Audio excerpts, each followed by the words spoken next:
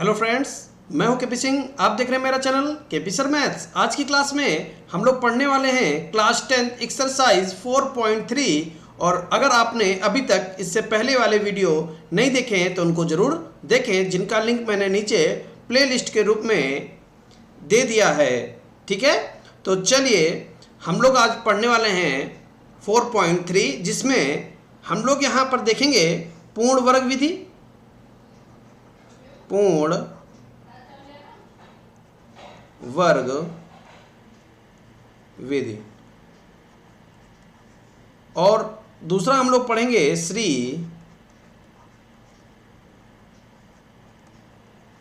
धराचार्य सूत्र विधि। तो देखिए, श्री धराचार्य सूत्र विधि में हम लोगों को सबसे पहले यहाँ पर देख लेना है कि फॉर्मूला होता क्या है। तो जो भी चर हमारे पास होगा तो हम यहाँ पर चर लिख देते हैं। चर बराबर x हो तो x लिखिए, y हो तो y लिखिए। चर बराबर minus b plus minus under root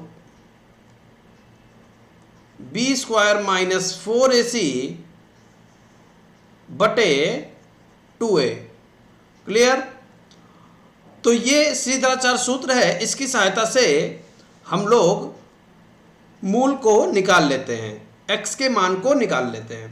और पूर्ण वर्ग विधि, जिसको हम लोगों ने इंट्रोडक्शन में पढ़ा था, पूर्ण वर्ग बनाकर हल करते हैं। तो इन दोनों विधियों का प्रयोग यहाँ पर हम लोग करने वाले हैं। तो चलिए चलते हैं प्रश्न पर। तो देखिए क्या कह रहा है पहला प्रश्न।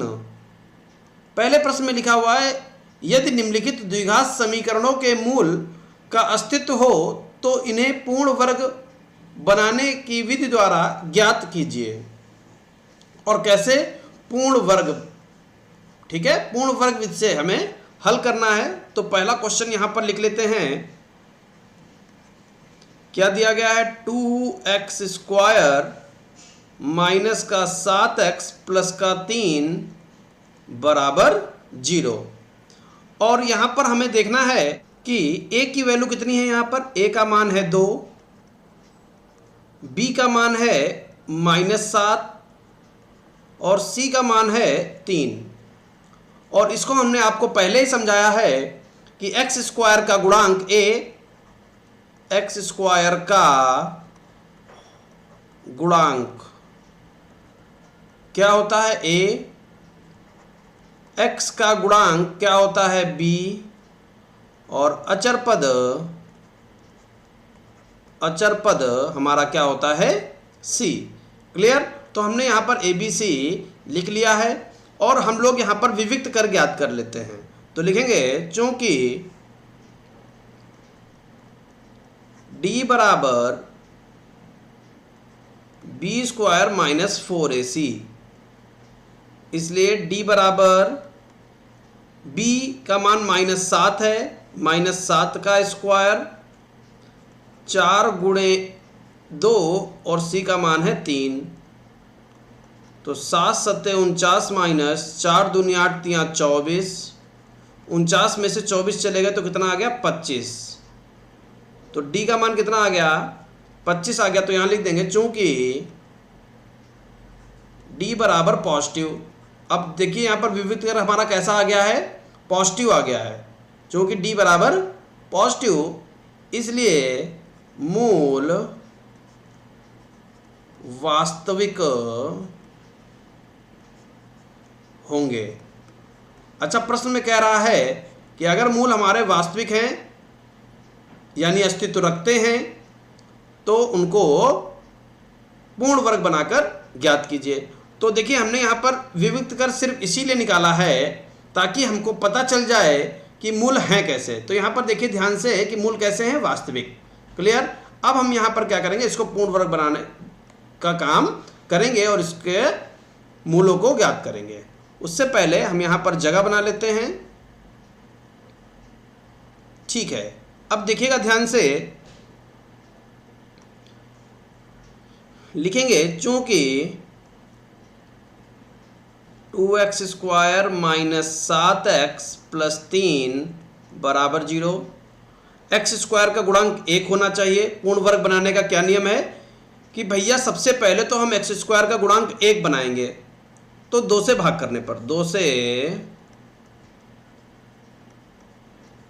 भाग करने पर, तो जब हम 2 से भाग करेंगे तो क्या बन जाएगा, x square minus 7/2x plus 3/2 बराबर 0। ठीक है। और हमने इसके लिए आपको इंट्रो में ही कॉन्सेप्ट सिखा दिया था कि x के गुणांक के आधे का वर्ग जोड़ देते हैं और उतना ही घटा देते हैं।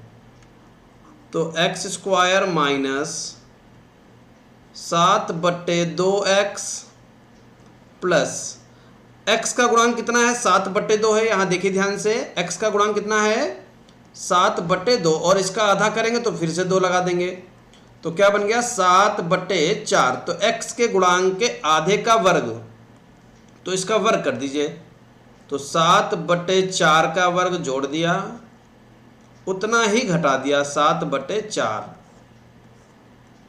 आधे का वर्ग जोड़ देंगे और उतना ही घटा देंगे, और जो प्रश्न में दिया गया 3/2 उसको लिख लेंगे, प्लस का 3/2 बराबर 0।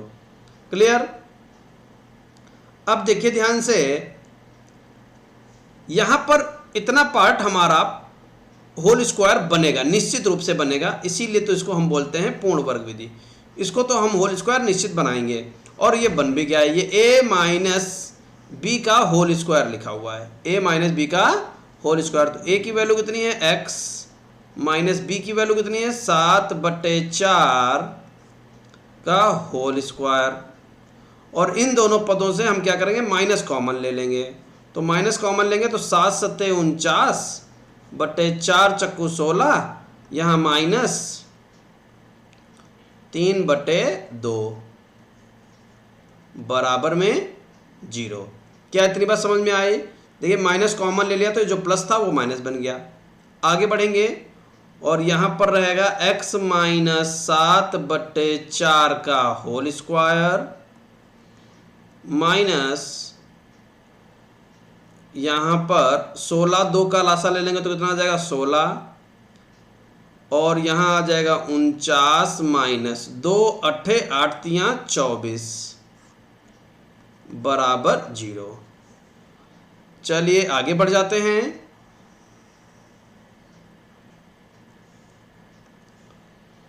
तो यहाँ x माइनस 7/4 का होल स्क्वायर बराबर, इस माइनस वाले वैल्यू को उधर लेकर जाएंगे, तो माइनस वाली वैल्यू उधर जाएगी तो क्या बन जाएगा, प्लस बन जाएगा, और 49 में से 24 घटा लेंगे तो कितना बचेगा, 25/16, और x माइनस 7/4 बराबर, यहां होल स्क्वायर हटाकर यहां पर plus minus under root 25/16, x minus 7/4 बराबर प्लस माइनस 5/4। क्या लेंगे, सबसे पहले पॉजिटिव लेने पर, पॉजिटिव लेने पर, तो पॉजिटिव लेंगे तो क्या बन जाएगा, x माइनस 7/4 बराबर 5/4। ठीक है, आगे बढ़ते हैं। x बराबर 5/4 प्लस 7/4, तो 7 5 12/4, 4 3 12, तो x की वैल्यू कितनी आ जाएगी, 3। क्लियर। अब देखिए थोड़ा सा और ऊपर लेते हैं, और यहीं पर हम लोग लिखेंगे निगेटिव लेने पर, निगेटिव लेने पर। तो निगेटिव लेंगे तो देखिए x माइनस 7/4 बराबर माइनस का 5/4। इन दोनों चिन्हों को एक बार प्लस ले लेंगे, एक बार माइनस ले लेंगे, तो माइनस का उधर भेज देंगे तो क्या बन जाएगा, x बराबर माइनस का 5/4 प्लस का 7/4, x बराबर 2/4, माइनस का 5 प्लस का 7 तो 2 बचेगा, 2 1 कम 2, 2 दूनी 4, तो x की वैल्यू कितनी आ गई, 1/2। तो इस तरीके से हम इसके मूल ज्ञात कर सकते हैं पूर्ण वर्ग विधि से। तो लिख देंगे अतः मूल x बराबर 3 और x बराबर 1/2। तो इस तरीके से हम लोग पहले पार्ट को लगा सकते हैं। उम्मीद करते हैं कि आपको बहुत अच्छी तरीके से समझ में आ गया होगा। चल देते हैं इसके नेक्स्ट पार्ट पर, उससे पहले इसको मिटा देते हैं। तो देखिए यहाँ पर इसका सेकंड पार्ट क्या लिखा हुआ है, 2x² प्लस का x माइनस का 4 बराबर 0।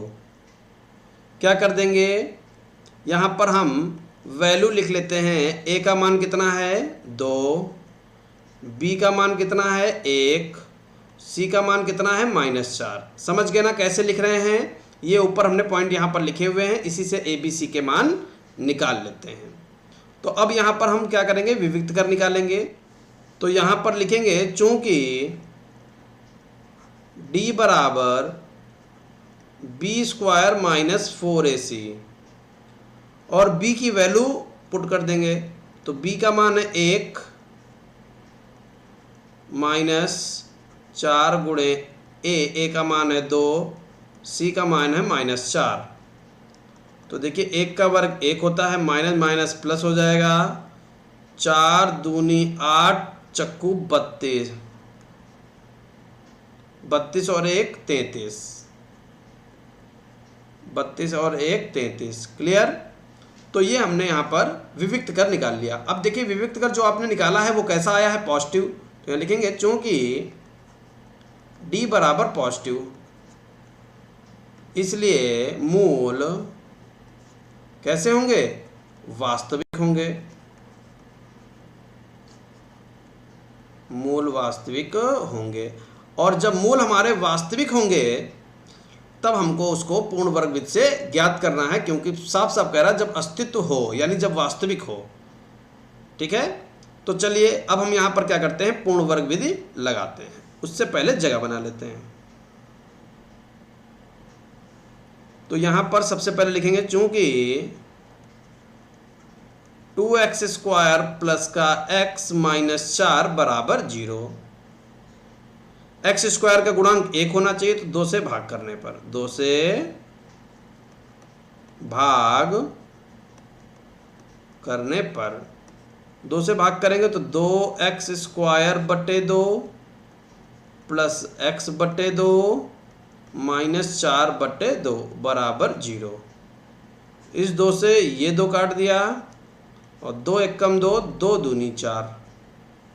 तो यहाँ बन गया x² प्लस 1/2x - 2 बराबर 0। क्लियर। अब देखिए हमने आपको बताया है कि x के गुणांक के आधे का वर्ग जोड़ देते हैं और उतना ही घटा देते हैं। तो x² प्लस 1/2x और x का गुणांक है कितना, 1/2 है। x का गुणांक कितना है, 1/2। उसका आधा कर देंगे तो 1/4 बन जाएगा और इसका वर्ग जोड़ देंगे उतना ही घटा देंगे। तो यहाँ पर देखिए क्या लिखेंगे, प्लस का 1/4 का स्क्वायर माइनस 1/4 का स्क्वायर -2 बराबर 0। तो यहाँ बन गया x प्लस 1/4 का होल स्क्वायर। और इन दोनों को हम उस तरफ भेज देंगे, या यहीं पर लिख लीजिए, कोई दिक्कत वाली बात नहीं है। तो माइनस कॉमन ले लिया और 1 का वर्ग 1 होता है, 4 का वर्ग 16 होता है, और माइनस कॉमन लिया तो अंदर बन गया +2 बराबर 0। जगह बना लेते हैं। देखिए इस ब्रैकेट को उधर भेज देंगे तो x प्लस 1/4 का होल स्क्वायर बराबर 16 दूनी 32, 1 33 बटे 16। क्या किया, इसकी इधर गुणा और इसमें जोड़ दिया, 16 दूनी 32, एक 33 बटे 16, और माइनस का था पूरा ब्रैकेट उधर भेज दिया तो प्लस का बन गया। तो x प्लस 1/4 बराबर प्लस माइनस अंडर रूट 33 बटे 16। x प्लस 1/4 बराबर प्लस माइनस 33 बटे यानी रूट 33 बटे 16 का 4 आ जाएगा। क्लियर। तो अब देखिएगा यहाँ पर हम क्या लिखेंगे, पॉजिटिव लेने पर, पॉजिटिव लेने पर। तो जब पॉजिटिव लेंगे तो क्या बन जाएगा, x प्लस 1/4 बराबर रूट 33 बटे 4, और इसको उधर भेज देंगे तो क्या बन जाएगा, x बराबर रूट 33 बटे 4 माइनस 1/4। थोड़ी सी जगह और बना लेते हैं, ठीक है। तो हमारे पास x का मान आ जाएगा रूट 33 माइनस 1/4। तो ये x की वैल्यू आ गई। अब लिखेंगे यहाँ पर निगेटिव लेने पर, निगेटिव लेने पर। तो देखिए इन दोनों प्लस माइनस में से हमको माइनस ले लेना है। तो x प्लस 1/4 बराबर माइनस का रूट 33 बटे 4। x बराबर माइनस रूट 33 बटे 4 माइनस का 1/4। हर समान है तो लिख देंगे माइनस का रूट 33 माइनस का 1/4। तो ये x की हमारे पास दो वैल्यू आ गई हैं, और इन्हीं को ही हम लोग क्या बोलते हैं, मूल बोलते हैं। तो लिख देंगे अतः मूल बराबर x बराबर रूट 33 माइनस 1/4, x बराबर माइनस रूट 33 माइनस 1/4। तो इस तरीके से हम लोग इस प्रश्न को लगा सकते हैं। उम्मीद करते हैं कि आपको बहुत अच्छी तरीके से समझ में आ गया होगा। तो चल देते हैं नेक्स्ट पार्ट पर, उससे पहले इसको साफ कर देते हैं। तो देखिए यहाँ पर तीसरे पार्ट में क्या दे रखा है, 4x² plus 4 root 3x plus 3 बराबर 0। तो यहाँ पर हम a b c की वैल्यू निकाल लेते हैं। तो a का मान कितना है 4, b का मान कितना है 4 रूट 3, और c का मान कितना है 3। फिर लिखेंगे चूँकि d बराबर, विविक्त कर से हम पता कर लें कि मूल हैं कैसे, d बराबर b² माइनस 4ac। तो b की वैल्यू कितनी है 4 रूट 3 का स्क्वायर माइनस 4 गुणे 4 गुणे 3। तो 4 चक्कू 16 तियाँ 48 माइनस 4 चक्कू 16 तियाँ 48 बराबर 0। तो यहाँ लिखेंगे चूँकि b² माइनस 4ac बराबर 0, इसलिए मूल वास्तविक होंगे। निगेटिव होने पर ही काल्पनिक होंगे और बाकी सभी कंडीशन में वास्तविक होंगे, वास्तविक होंगे। और जब मूल वास्तविक होंगे तो उनको हम लोग पूर्ण वर्ग विधि से ज्ञात करेंगे। उससे पहले हम लोग यहाँ पर जगह बना लेते हैं। तो लिखेंगे चूंकि 4x² plus 4 root 3x plus 3 बराबर 0। 4 से भाग करने पर, 4 से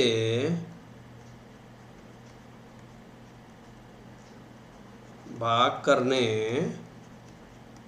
पर, तो 4 से भाग करेंगे तो क्या बन जाएगा 4x² बट्टे 4, 4 रूट 3 बट्टे 4x, 3 बट्टे 4 बराबर 0। इस 4 से ये 4 कट गया, इस 4 से ये 4 कट गया, और ये ऐसे रहेगा। तो यहाँ पर लिख देंगे x square plus √3x plus 3/4 बराबर 0। अब देखिए x के गुणांक के आधे का वर्ग जोड़ देते हैं, उतना ही घटा देते हैं पूर्ण वर्ग बनाने के लिए। तो x का गुणांक है कितना, √3 है, इसका आधा कितना हो जाएगा, √3/2 का वर्ग कर देंगे तो √3/2 का वर्ग कर देंगे। क्लियर। तो चलिए यहाँ पर हम लोग इसको कर देते हैं। तो लिखेंगे x square plus √3x plus √3/2 का वर्ग जोड़ दिया, उतना ही घटा दिया √3/2 का वर्ग, जो लिखा हुआ है वो लिख दिया बराबर 0। तो इतना स्टेप हमको करना होता है और फिर ये हमारा बन जाएगा होल स्क्वायर। जगह बना लेते हैं पहले। देखिए ये इतना हमारा बन गया होल स्क्वायर।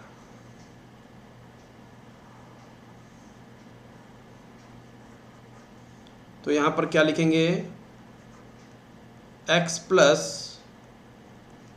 √3/2 का होल स्क्वायर, और इन दोनों से माइनस कॉमन लेंगे तो √3 का वर्ग 3, 2 का वर्ग 4 माइनस 3/4 बराबर 0।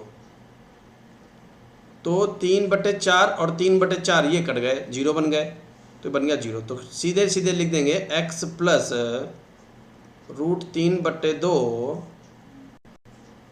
का होल स्क्वायर बराबर 0। तो इसको हम लोग दो बार लिखेंगे यहाँ पर, x प्लस √3/2 गुणनखंड कर रहे हैं ना, या आप डायरेक्ट भी कर सकते हो, और x प्लस √3/2 बराबर 0। एक बार इसको 0 के बराबर रखेंगे तो लिखेंगे x प्लस √3/2 बराबर 0, x बराबर माइनस का √3/2, ये x की वैल्यू आ गई। और ऐसे दूसरे ब्रैकेट को भी हम बराबर रख देंगे। देखिए सिंगल ब्रैकेट से भी लग जाता है, हमने आपको बता दिया दो वैल्यू निकालने के लिए, ताकि आपको दिख जाए कि दो वैल्यू ही आ रही है, माइनस √3/2। तो x के यहाँ पर हमारे दो मान आ गए, इन्हीं को ही हम क्या बोलेंगे, मूल। तो लिख देंगे अतः मूल बराबर, तो x बराबर माइनस √3/2 और x बराबर माइनस √3/2। क्लियर। तो उम्मीद करते हैं कि आपको बहुत अच्छी तरीके से इस पार्ट में भी समझने में कोई दिक्कत नहीं हुई होगी और समझ में भी आ गया होगा। तो चलिए इसको मिटा देते हैं और चल देते हैं नेक्स्ट पार्ट पर। तो देखिए यहाँ पर चौथे पार्ट को करने से पहले आपसे एक छोटी सी रिक्वेस्ट है कि अगर आप हमको गुरु दक्षिणा के रूप में कुछ भी देना चाहते हैं तो वो सिर्फ इतना दे दीजिए कि सब्सक्राइब बटन पर क्लिक कर दीजिए, बेल आइकन को दबाकर ऑल नोटिफिकेशन क्लिक कर लीजिए और वीडियो को लाइक कर दीजिए। यही आपकी गुरु दक्षिणा है। उसके अलावा कुछ भी नहीं चाहिए, पैसे के रूप में तो कुछ भी नहीं चाहिए। पूरा सिलेबस आपको फ्री ऑफ कॉस्ट पढ़ाया जाएगा। तो देखिए चौथे पार्ट पर चल देते हैं। क्या दे रखा है चौथे पार्ट में, 2x square plus x plus 4 बराबर 0। तो यहाँ पर ए बी सी की वैल्यू निकाल लेते हैं। तो a का मान कितना है 2, b का मान 1 और c का मान 4। तो लिखेंगे चूंकि d बराबर, ताकि मूल पता कर ले कैसे हैं, तो चूंकि d बराबर b स्क्वायर माइनस 4ac, इसलिए क्या हो जाएगा, b की वैल्यू 1 का वर्ग माइनस 4 गुणे 2 गुणे c का मान कितना है 4। तो 1 माइनस 4 चौको 16 दूनी 32, 1 में से 32 चले गए तो माइनस का 31 बच गया। तो लिख देंगे चूंकि d बराबर नेगेटिव, इसलिए मूल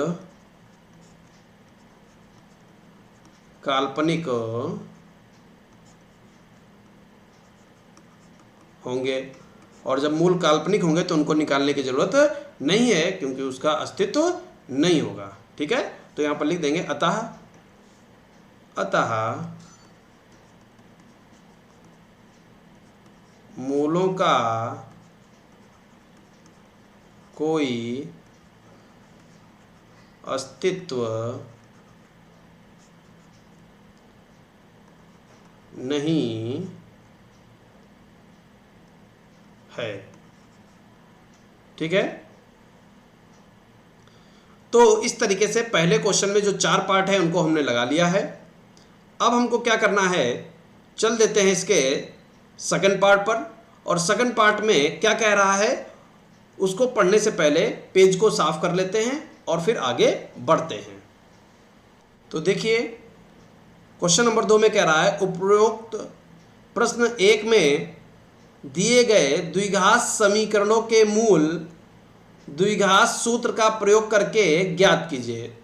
यानी श्रीधराचार्य का जो सूत्र आपने याद किया है उस सूत्र का प्रयोग करके यहाँ पर मूलों को ज्ञात करना है। तो देखिए पहला प्रश्न फटाफट से लगाएंगे यहाँ पर। तो पहला प्रश्न क्या दे रखा है, 2x² प्लस 7x प्लस 3 बराबर 0। ए का मान कितना है यहाँ पर 2, बी का मान -7 और सी का मान 3। फिर लिखेंगे श्रीधराचार्य सूत्र से, श्रीधराचार्य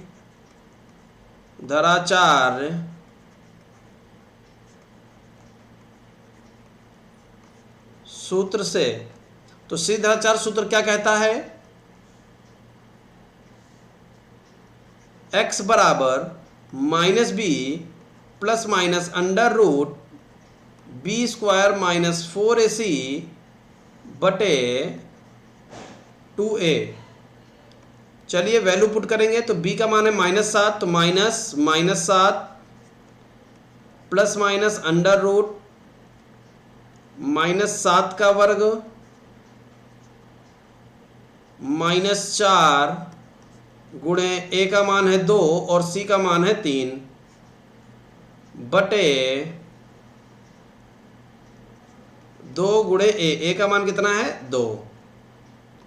तो माइनस माइनस प्लस 7 हो जाएगा, प्लस माइनस अंडर रूट 7 सत्ते 49 माइनस 4 दूनी 8 तियां 24 बटे 4। देखिए इधर लगाएंगे आगे 7 प्लस माइनस अंडर रूट 49 में से 24 चले जाएंगे तो 25 बचेगा बटे 4। तो 7 प्लस माइनस का 25 का 5 आ जाएगा बटे 4। ये x का मान हमारे पास आ गया। तो लिख देंगे अतः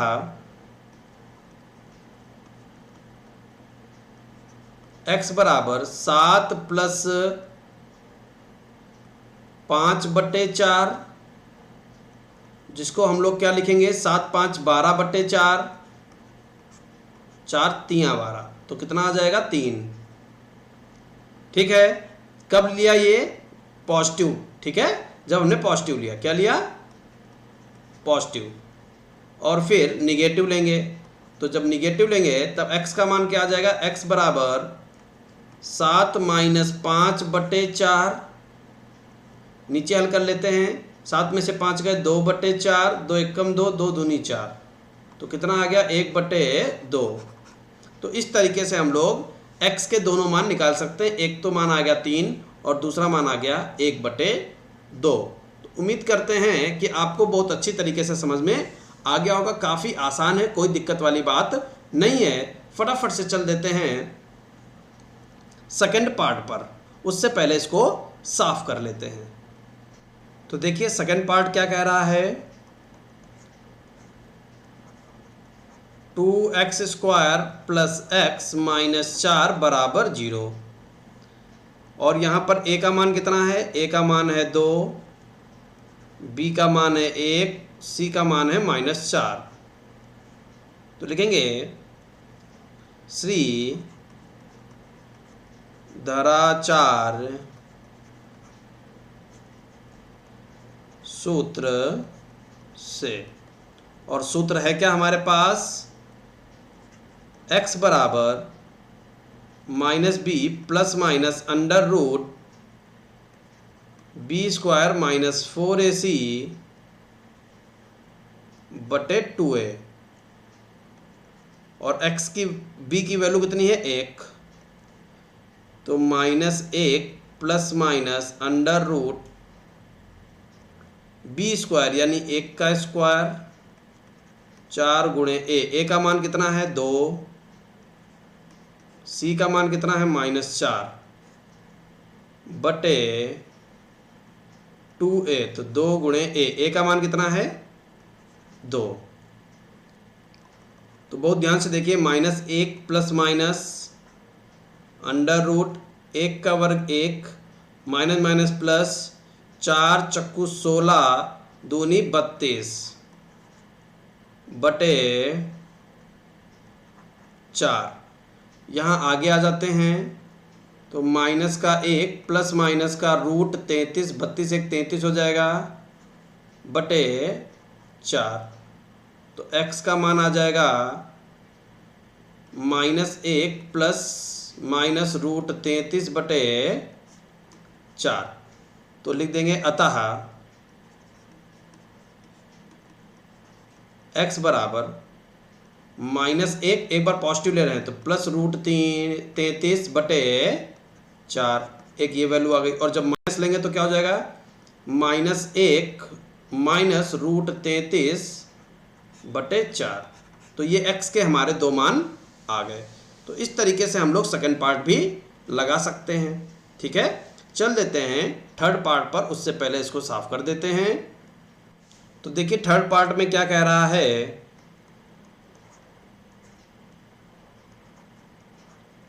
4x square plus 4 root 3x plus 3 बराबर 0। अब यहाँ देखिए a का मान कितना है, a का मान है 4, b का मान है 4 रूट 3 और c का मान है 3। ठीक है, और हमें श्रीधराचार्य सूत्र लगाना, तो लिखेंगे श्रीधराचार्य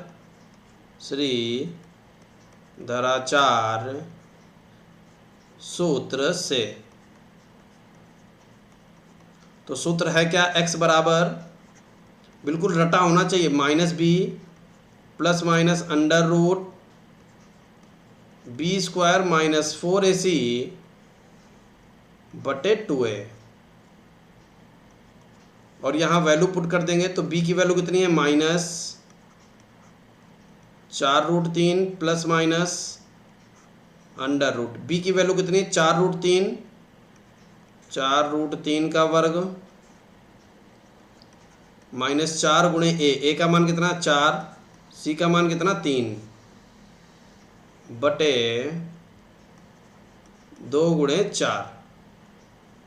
अब देखिए बाकी की कैलकुलेशन यहाँ कर लेंगे, -4 रूट 3 प्लस माइनस और अंदर वर्ग करेंगे तो 4 रूट 3 का वर्ग कर जब हम करेंगे तो 4 चक्कू 16 3 48 हो जाएगा, माइनस 4 चक्कू 16 3 48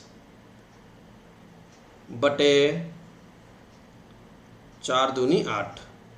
तो देखो 48 में से 48 चला जाएगा तो ये तो बन गया 0।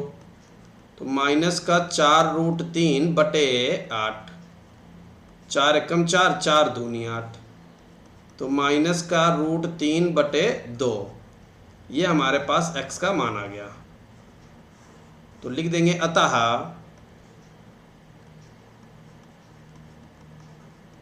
x बराबर -√3 बटे 2। तो इस तरीके से हम थर्ड पार्ट को लगा सकते हैं। जल्दी से चल देते हैं इसके फोर्थ पार्ट पर, उससे पहले इसको साफ कर देते हैं। तो देखिए यहाँ पर इसके चौथे पार्ट में क्या कह रहा है,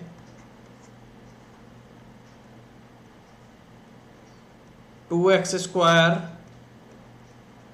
plus x plus 4 equal to 0।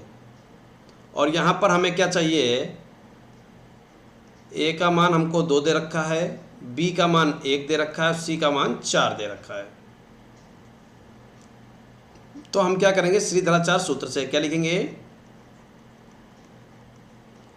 Shridharacharya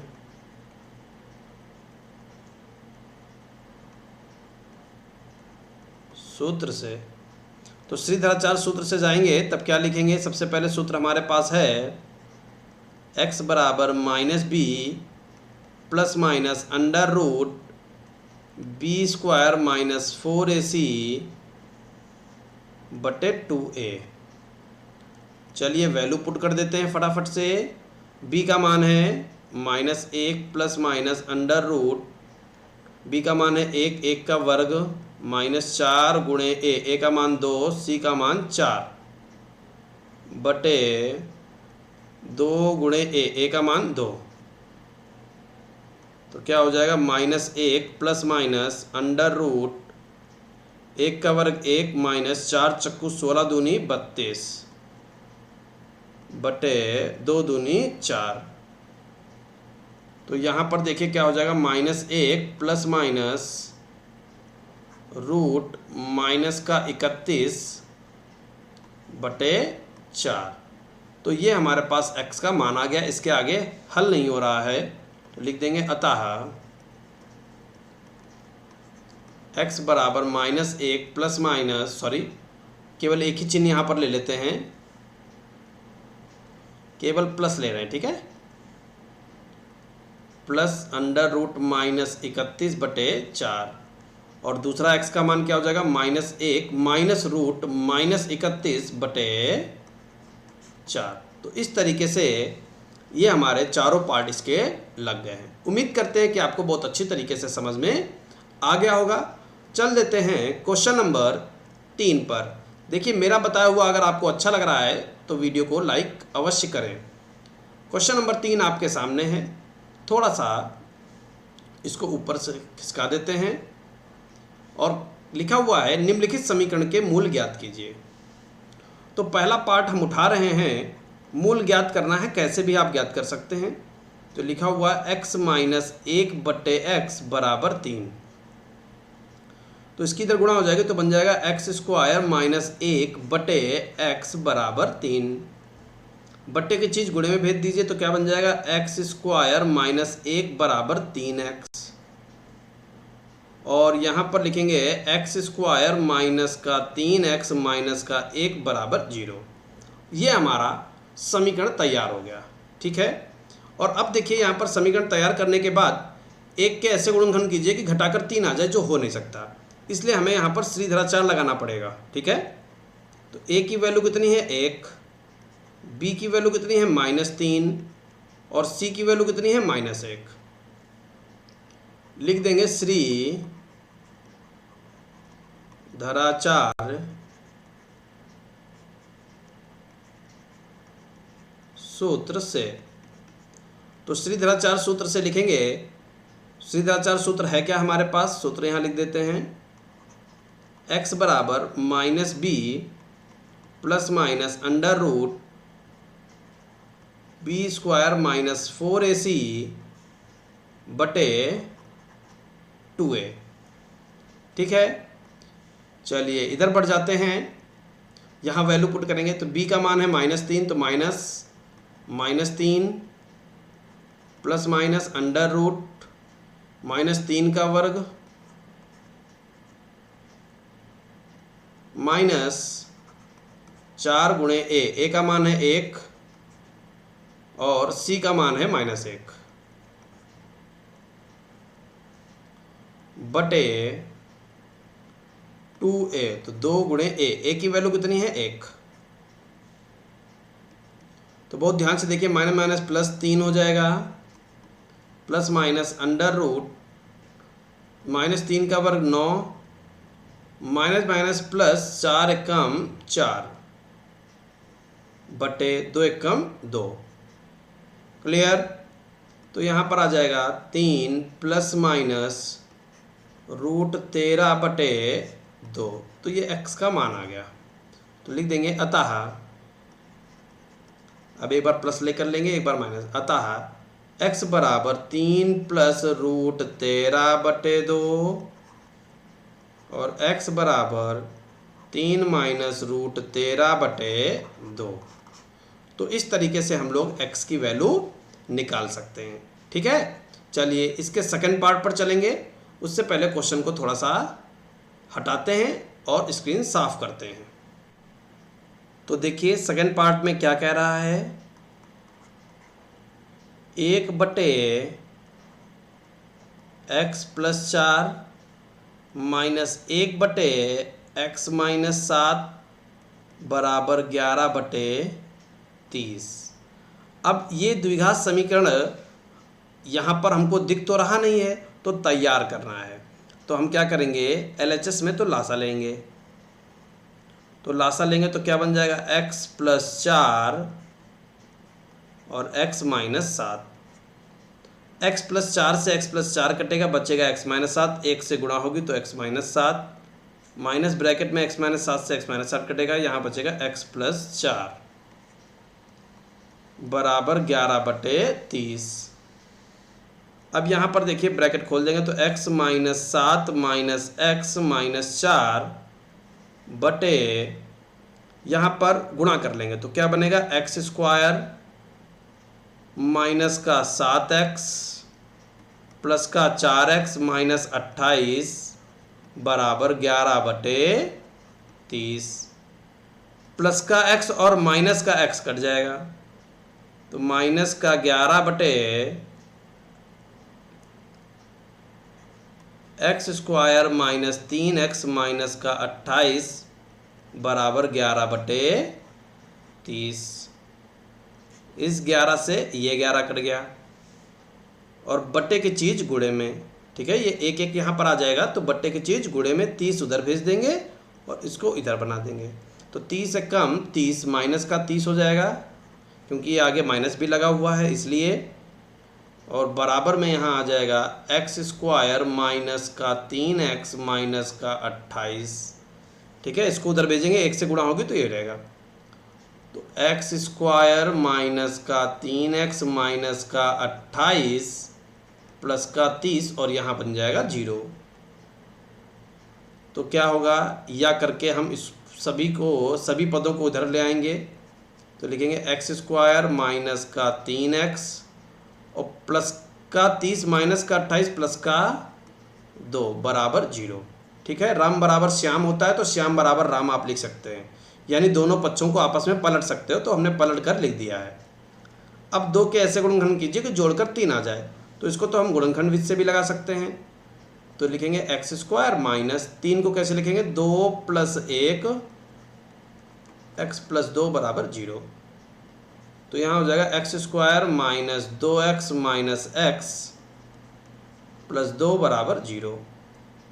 यहाँ से x कॉमन ले लेंगे तो क्या बचेगा, x - 2 माइनस 1 कॉमन ले लेंगे तो क्या बचेगा, x - 2 बराबर 0।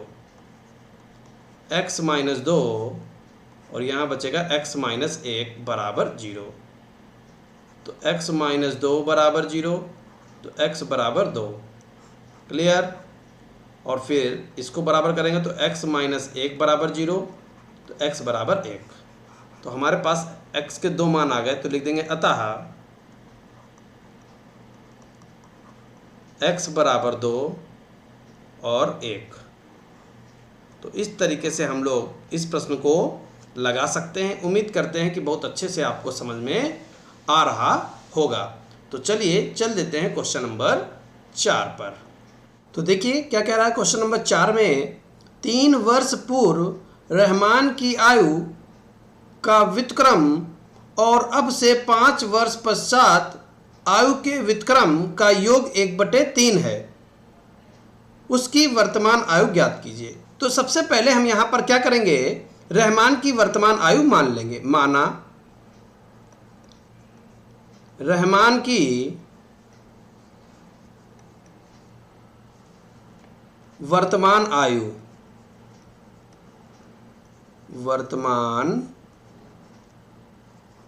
आयु बराबर x वर्ष।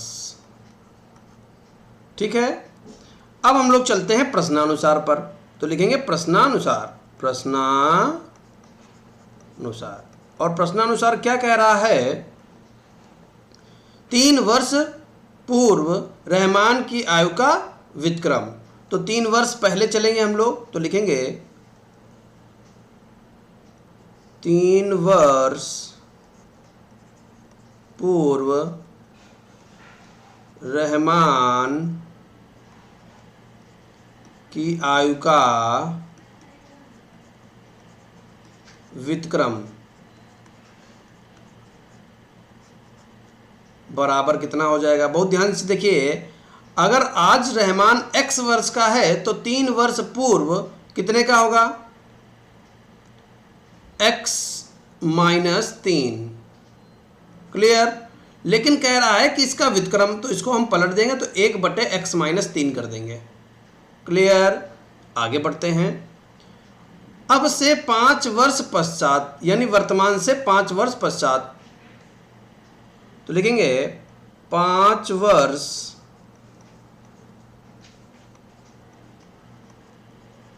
पश्चात रहमान की आयु का व्युत्क्रम।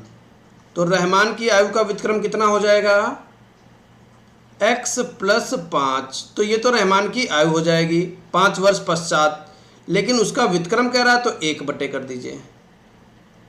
क्लियर। उसका व्युत्क्रम अगर कहे तो संख्या को पलट देते हैं। कैसे, जैसे हमसे कहे कि 5 का व्युत्क्रम बताइए तो 1/5, 10 का व्युत्क्रम बताइए 1/10।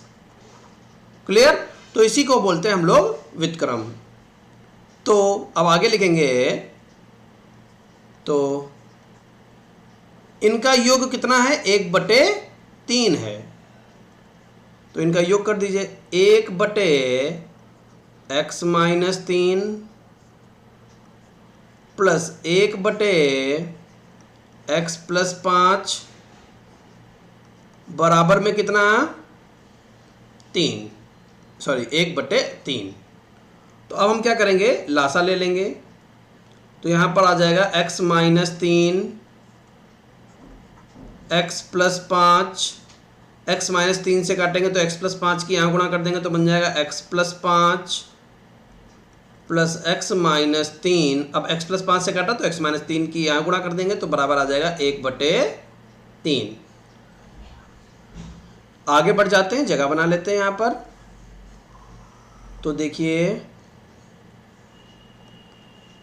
x 2x हो जाएगा, 5 में से 3 चला जाएगा तो 2 बचेगा, बटे नीचे गुणा कर देंगे तो क्या बन जाएगा, x स्क्वायर प्लस का 5x माइनस का 3x माइनस का 15 बराबर 1/3। इसकी इधर गुणा करेंगे और इसकी इधर गुणा करेंगे।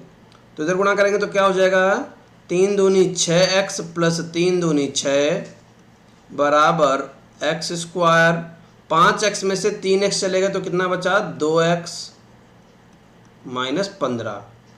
इसको उठा के इधर ले आए तो क्या बन गया, x square plus 2x minus 6x minus 15 minus 6 और यहाँ बचा 0। तो इसको हल कर लेते हैं। तो यहाँ हो गया x स्क्वायर माइनस का 4x माइनस का 21 बराबर में कितना, 0।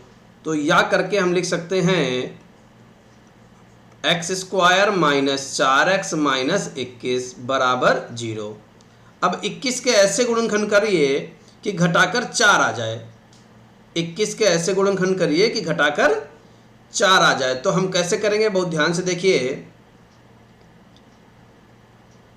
7 यहाँ 21 और 7 में से 3 चला जाएगा तो कितना बचेगा, 4 बचेगा। तो यहाँ लिखेंगे x स्क्वायर माइनस 7 माइनस 3 गुणे x माइनस 21 बराबर 0। x square minus 7x plus का 3x माइनस का 21 बराबर 0। अब देखिए यहाँ पर x कॉमन ले लेंगे तो क्या बचेगा, x माइनस 7। 3 कॉमन ले लेंगे तो क्या बचेगा, x माइनस 7 बराबर 0।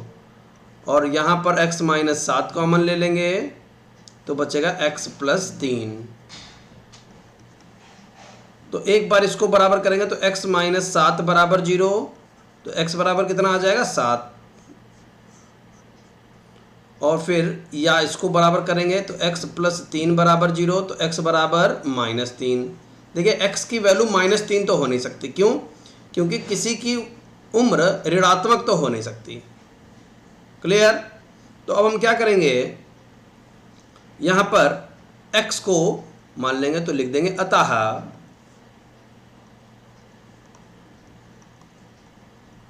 रहमान की वर्तमान आयु बराबर 7 वर्ष। क्लियर? तो इस तरीके से हम लोग इस प्रश्न को लगा सकते हैं। उम्मीद करते हैं कि आपको बहुत अच्छी तरीके से समझ में आ गया होगा। चल देते हैं नेक्स्ट प्रश्न पर। क्या कह रहा है? Question number 5। एक क्लास टेस्ट में शेफाली के गणित और अंग्रेजी में प्राप्त किए गए अंकों का योगफल 30 है, यानी योग दे रखा है। तो भैया हमने यहाँ पर आपको सीधा सीधा कॉन्सेप्ट सिखा दिया है कि जब भी हमको योग दिया गया हो तो पहली संख्या x और दूसरी योग माइनस x मानते हैं। ठीक है, अब आगे कह रहा है यदि उसको गणित में 2 अंक अधिक और अंग्रेजी में 3 अंक कम मिले होते तो उनके अंकों का गुणनफल 210 होता।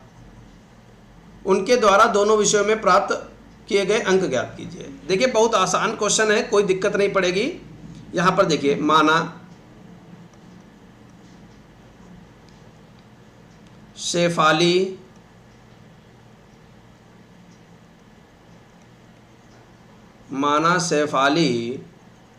के गणित में अंक, माना शेफाली के गणित में अंक बराबर x। ठीक है, गणित में क्या मान लिए? x अंक मान लिए। तो अंग्रेजी में क्या मानेंगे? तो अंग्रेजी के या अंग्रेजी में अंक, शेफाली के अंग्रेजी में अंक कितने हो जाएंगे? 30 माइनस x। अगर गणित में x मिले हैं तो अंग्रेजी में 30 माइनस x मिले होंगे। क्यों? क्योंकि हमको योग दिया गया है और योग का कॉन्सेप्ट हम आपको समझा चुके हैं। अब लिखेंगे प्रश्नानुसार। प्रश्न में क्या कह रहा है वो देख लेते हैं। प्रश्नानुसार तो प्रश्न में कह रहा है कि यदि उसको गणित में 2 अंक अधिक मिले होते, ठीक है, तो यहां पर कितने अंक मिले हैं? x। और प्रश्न में कह रहा है कि यदि 2 अंक अधिक मिले होते तो x प्लस 2 कर दीजिए, 2 अंक बढ़ा दिए गणित के। और अंग्रेजी में 3 अंक कम मिले होते, और अंग्रेजी में मिले कितने हैं? 30 माइनस x। लेकिन इसमें से 30 माइनस x में से 3 कम करने हैं, तो कितने हो जाएंगे? 27 minus x। 27 minus x, 30 minus x में 3 कम करोगे तो 27 माइनस x आ जाएगा। ठीक है, होते तो उनके अंकों का गुणनफल, तो इनका गुणनफल कितना होता? 210। बराबर में कितना? 210। क्लियर? तो इस तरीके से हम लोग ये लिख लेंगे। अब हमें क्या करना है? गुणा कर लेनी है। तो क्या बन जाएगा? सबसे पहले 27x minus x square plus 54 minus 2x minus 210 बराबर 0।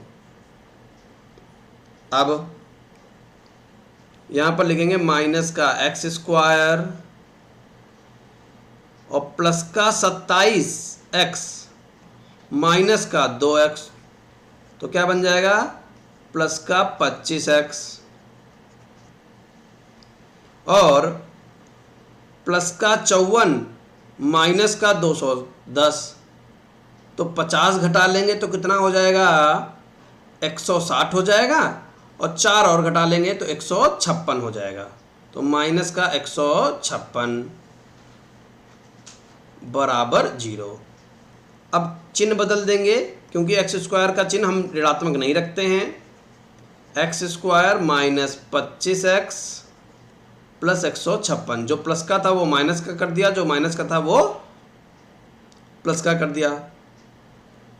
अब हम देखिए क्या करेंगे, 156 के ऐसे गुणनखंड करें कि जोड़कर 25 आ जाए। ठीक है, तो 156 के गुणनखंड करके आपको दिखा देते हैं। यहाँ पर 2 से काटेंगे, 2 सत्ते 14, 2 अट्ठे 16, फिर 2 से काट देंगे, 2 तियाँ 6, 2 नेम 18, फिर 3 से काटेंगे, 3 एकम 3, 3 तियाँ 9, 13 एकम 13, तो 2 दूनी 4 तियाँ 12, 12 प्लस 13 25 होता है, और 12 गुणे 13 156 होता है। तो यहाँ लिखेंगे एक्स स्क्वायर माइनस 12 प्लस 13 गुणे एक्स प्लस 156 बराबर 0। X square minus 12x minus का 13x प्लस 156 बराबर 0। अब देखिए आगे बढ़ेंगे और यहाँ पर कॉमन ले लेंगे। क्या, x कॉमन आ रहा तो क्या बचा, x माइनस 12। यहाँ पर माइनस का 13 कॉमन आ रहा तो क्या बचा, x माइनस 12 बराबर 0। तो यहाँ लिखेंगे x माइनस 12 और यहाँ लिखेंगे x माइनस 13 बराबर 0। तो एक बार इसको बराबर 0 करेंगे तो x माइनस 12 बराबर 0, तो x बराबर 12, और एक बार इसको 0 के बराबर करेंगे यानी x माइनस 13 बराबर 0, तो x बराबर 13। तो देखो यहाँ पर लिखेंगे अतः गणित में प्राप्त अंक कौन कौन से, या तो 12 और या 13। समझ गए। और अगर उसको 12 मिलेंगे गणित में तो अंग्रेजी में कितने मिलेंगे, तो अंग्रेजी में प्राप्त अंक टोटल कितने अंक थे, 30 थे। और अगर गणित में 12 मिले हैं तो 30 में से 12 घटा दो, तो अंग्रेजी में कितने मिले, 18 मिले। ठीक है, या अगर उसको 13 मिले हैं गणित में तो 30 में से 13 घटा दो तो 17 बना। ठीक है, तो यहाँ पर 17, या तो अंग्रेजी में 12 गणित में 12 अंग्रेजी में 18, या गणित में 13 और अंग्रेजी में 17। क्लियर। तो इस तरीके से हम लोग इस प्रश्न को लगा सकते हैं। चल देते हैं नेक्स्ट प्रश्न पर। क्वेश्चन नंबर 6, बहुत ही अच्छा क्वेश्चन। क्या लिखा हुआ है, एक आयताकार खेत का विकर्ण उसकी छोटी भुजा से 60 मीटर अधिक लंबा है। पहले तो यहाँ पर आपको खेत बनाकर दिखा देते हैं। देखिए कुछ इस तरीके का खेत है, इधर बनाते हैं, कुछ इस तरीके का खेत है। अब इसमें एक लंबाई है और एक चौड़ाई है, इसका एक विकर्ण भी बना लेते हैं।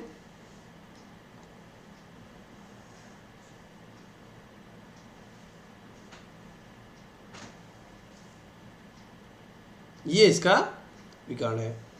तो यहाँ पर खेत का नाम डाल लेते हैं, क्या, A B C और D। ये खेत का विकर्ण है। अब पढ़ते हैं क्वेश्चन को। क्या प्रश्न में कह रहा है, जैसा जैसा कहेगा वैसा वैसा हम चित्र में बना लेंगे।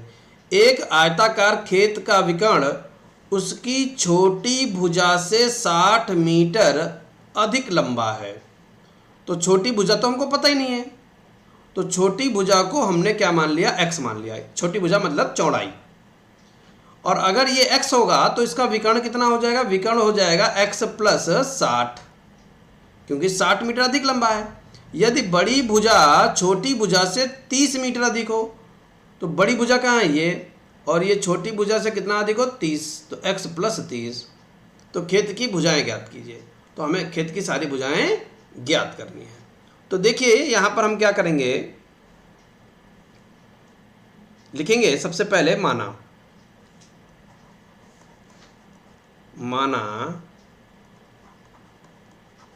आयताकार खेत की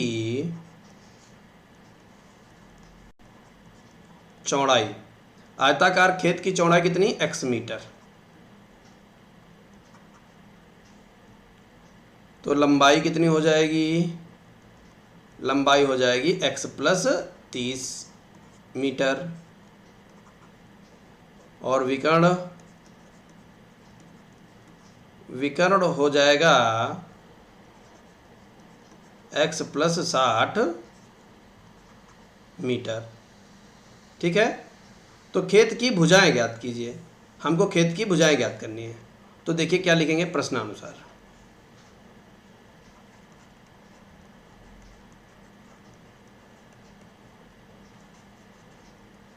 प्रश्नानुसार यहाँ पर हमको क्षेत्रफल वगैरह तो पता नहीं है, लेकिन हमको ये दिख रहा है कि त्रिभुज ABC एक समकोण त्रिभुज है।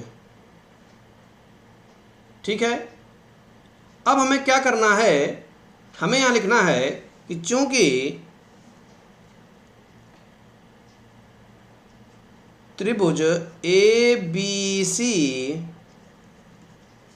एक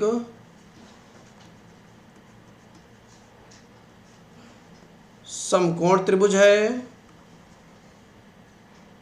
इसलिए पाइथागोरस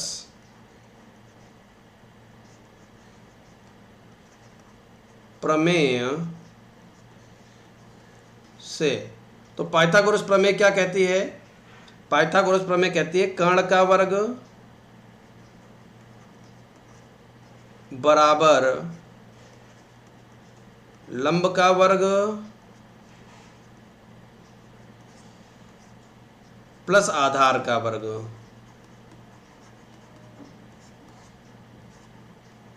और यहाँ पर हम लोग वैल्यू पुट कर देंगे। तो कर्ण कितना है AC का स्क्वायर, लंब कितना है AB का स्क्वायर, प्लस आधार कितना है BC का स्क्वायर। AC की वैल्यू कितनी है x प्लस 60 बराबर AB कितना है x का स्क्वायर, BC कितना है x प्लस 30 का स्क्वायर। समझ गए? तो देखो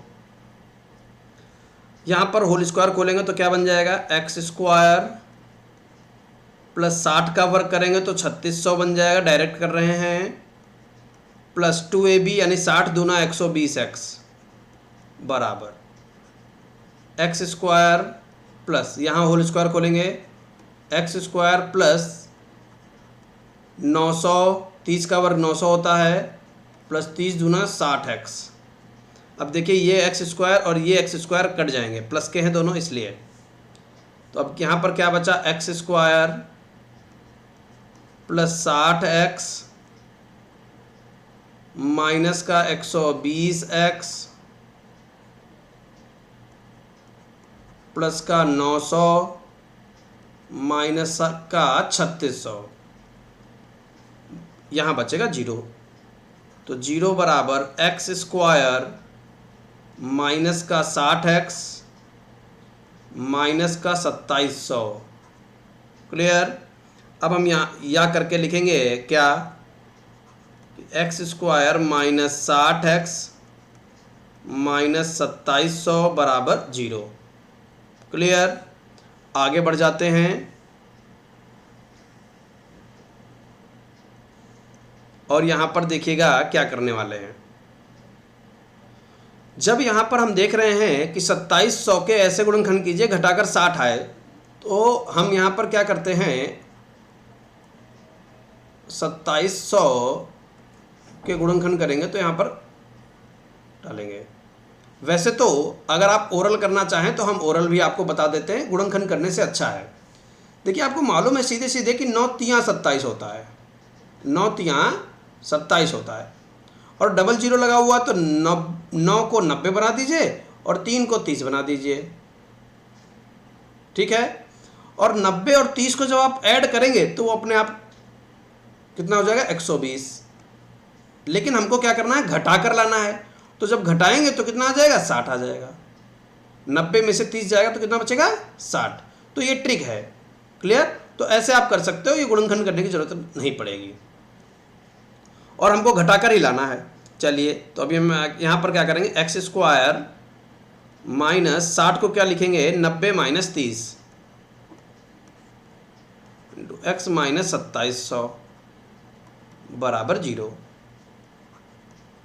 x square minus 90x plus 30x minus 2700 बराबर 0। यहाँ से x कॉमन ले लिया तो क्या बन गया x माइनस 90 प्लस का 30 कॉमन ले लिया तो क्या बन गया x माइनस 90 बराबर 0।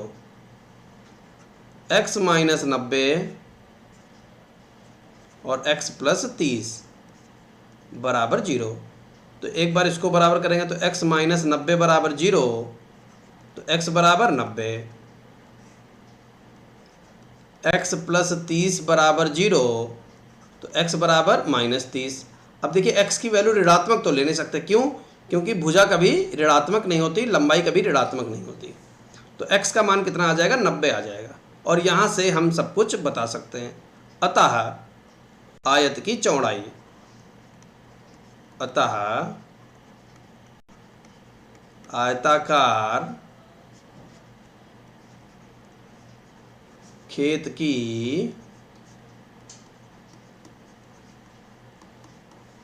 चौड़ाई, आयताकार खेत की चौड़ाई कितनी हो जाएगी 90 मीटर और लंबाई कितनी हो जाएगी, लंबाई तो देखिए लंबाई हमने क्या मानी थी, पहले आपको ऊपर दिखा देते हैं। लंबाई हमने माना था x प्लस 30, ठीक है। तो हमें यहाँ पर जोड़ देना है, तो 90 प्लस 30 120 मीटर। तो इस तरीके से हम इस प्रश्न को लगा सकते हैं। उम्मीद करते हैं कि आपको बहुत अच्छी तरीके से समझ में आ गया होगा। चल देते हैं नेक्स्ट क्वेश्चन पर, क्वेश्चन नंबर 7। तो देखिए क्या कह रहा है 7वें क्वेश्चन में, दो संख्याओं के वर्गों का अंतर 180 है। छोटी संख्या का वर्ग बड़ी संख्या का 8 गुना है, ठीक है। दोनों संख्याएं ज्ञात कीजिए। तो यहां पर मान लेंगे, माना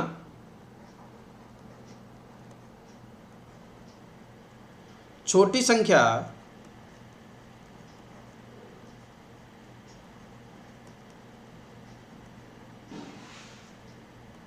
बराबर x और बड़ी संख्या को हम यहां पर y मान रहे हैं। बड़ी संख्या बराबर y। क्लियर। अब प्रश्नानुसार चलते हैं। प्रश्नानुसार तो प्रश्न में क्या कह रहा है कि दो संख्याओं के वर्गों का अंतर 180 है। तो बड़े में से छोटा घटाएंगे तो y square minus x square बराबर 180। बड़ी संख्या के वर्ग में से छोटी संख्या का वर्ग को घटाएंगे तो कितना बचेगा 180 बचेगा। समीकरण नंबर 1। क्लियर। अब यहां पर आगे कह रहा है छोटी संख्या का वर्ग तथा छोटी संख्या का वर्ग बड़ी संख्या का 8 गुना है। तो बड़ी संख्या कितनी है y, तो 8y, एक्स स्क्वायर बराबर 8y। समीकरण नंबर 2। अब यहां पर एक बात लिखेंगे, क्या? समीकरण सेकंड से एक्स स्क्वायर का मान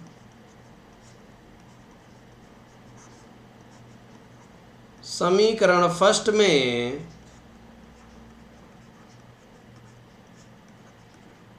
रखने पर, तो जब फर्स्ट में रखेंगे तो ध्यान से देखिए क्या हो जाएगा,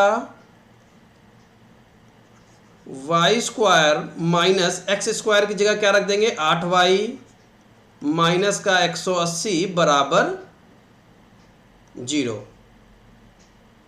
क्लियर। 180 के ऐसे गुणनखंड कीजिए कि घटाकर 8 आ जाए, तो 18 दहम्मा 180 होता है, 18 में से 10 चले जाएंगे तो 8 बचेगा। तो देखिए इसको ऊपर ले चलते हैं और क्या लिखेंगे, वाई स्क्वायर माइनस 8 को क्या लिखेंगे, 18 माइनस 10 वाई माइनस 180 बराबर 0। Y square minus 18y plus का 10y माइनस का 180 बराबर 0। और इन दोनों से हमने क्या किया, y कॉमन ले लिया, तो y माइनस 18 प्लस 10 कॉमन ले लिया, तो क्या बच गया, y माइनस 18 बराबर 0। तो यहाँ आ जाएगा y माइनस 18 और यहाँ बचेगा y प्लस 10 बराबर 0। क्लियर। तो एक बार y माइनस 18 बराबर 0, तो y बराबर कितना आ जाएगा, 18। और फिर y प्लस 10 बराबर 0, तो y बराबर माइनस 10। तो यहाँ y के हमारे पास दो मान आ गए हैं। अब इससे हम संतुष्ट करेंगे क्योंकि दोनों मान संभव हो सकते हैं। ठीक है, तो हम यहाँ पर संतुष्ट करेंगे समीकरण को। क्या, अतः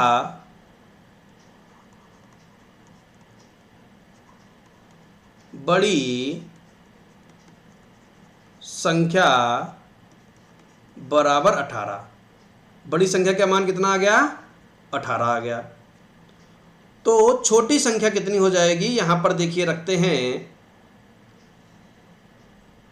यहां पर तो y का मान जब यहां 18 रखेंगे तो देखिए कितना हो जाएगा, 18 अट्ठे 144, और जब उसका वर्गमूल लेंगे, यहां पर देखिए ध्यान से करके दिखा देते हैं आपको, एक्स स्क्वायर बराबर 8 गुणे 18, तो एक्स स्क्वायर बराबर 144, तो x बराबर प्लस माइनस का 12 आ जाएगा।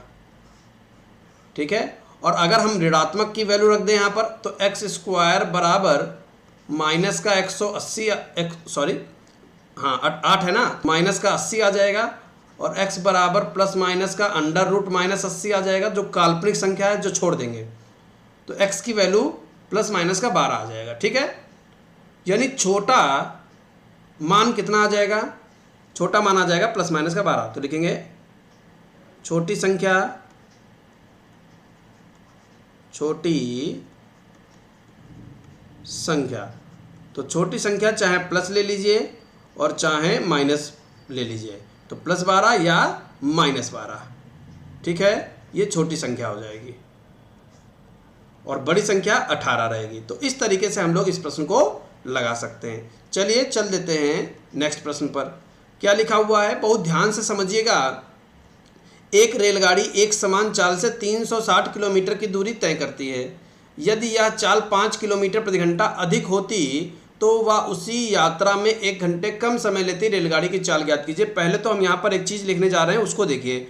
मोस्ट इम्पॉर्टेंट क्वेश्चन है भैया, ये आपको 7 नंबर एग्जाम में देगा। बाकी आपकी इच्छा है कि आप इसको मेरी बात सही मानकर पढ़ते हैं या नहीं पढ़ते हैं। निश्चित रूप से आपको 7 नंबर देने वाला है इस टाइप से क्वेश्चन। तो देखिए सबसे पहले हम यहाँ पर मान लेंगे, माना, और कैसे करेंगे बस देखते जाइए। माना रेलगाड़ी की चाल, रेलगाड़ी की चाल, तो माना रेलगाड़ी की चाल बराबर x किलोमीटर प्रति घंटा। यहाँ पर हमको दूरी दे रखी है, दूरी बराबर कितनी हो जाएगी, 360 किलोमीटर। तो चाल हमने मान ली है, दूरी हमको दे रखा है, तो हम तुरंत समय निकाल लेंगे। तो समय बराबर क्या होता है, दूरी बटे चाल। तो 360 बटे चाल कितनी है x घंटे। यहाँ पर लिख दीजिए कि चूंकि चाल बराबर दूरी बटे समय और समय बराबर दूरी बटे चाल। ठीक है, तो ये फॉर्मूला हमने यहाँ पर लिख दिया कि इस फॉर्मूले से हम इसको लाए हैं। अब लिखेंगे प्रश्नानुसार। अब प्रश्न में कुछ कह रहा है वो कर देते हैं। प्रश्नानुसार प्रश्न में कह रहा है कि यदि यह चाल 5 किलोमीटर प्रति घंटा अधिक होती तो नई चाल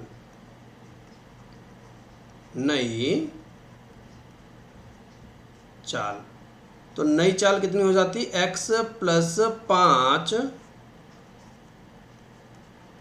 किलोमीटर प्रति घंटा। दूरी हमारी सेम रही, दूरी बराबर 360 किलोमीटर। ठीक है, और समय कितना लगेगा उसी फॉर्मूले से हम यहाँ पर अपना समय निकाल लेते हैं। समय बराबर दूरी बटे चाल, तो 360 बटे x प्लस 5 घंटे। क्लियर। अब हमने यहाँ पर दोनों समय निकाल लिए। अब यहाँ पर एक चीज़ देखिएगा, तो क्या लिखेंगे, तो और क्वेश्चन समाप्त कर देंगे। देखिए यहाँ पर हम धीरे चल रहे थे और जब धीरे चलेंगे तो समय हमको क्या लगेगा, ज़्यादा लगेगा।